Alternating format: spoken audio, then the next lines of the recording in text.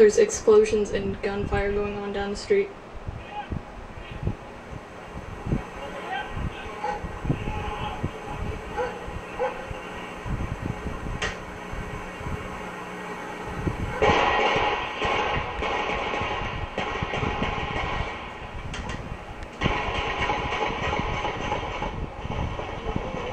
And bear in mind, in that exchange of gunfire, a campus police officer with the MIT campus lost his life.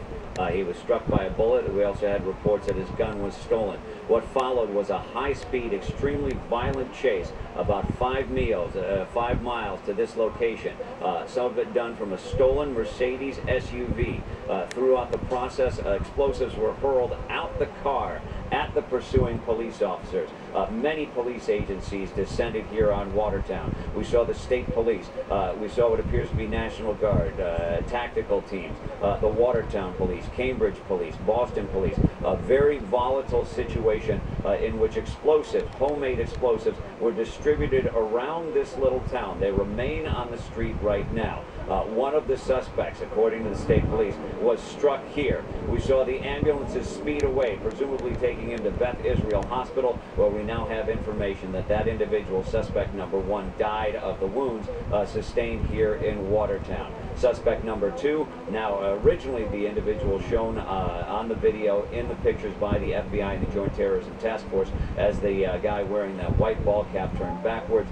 We believe now he's no longer wearing that white ball cap, particularly because the latest image released of him, presumably from that gas station, shows him wearing that gray hoodie.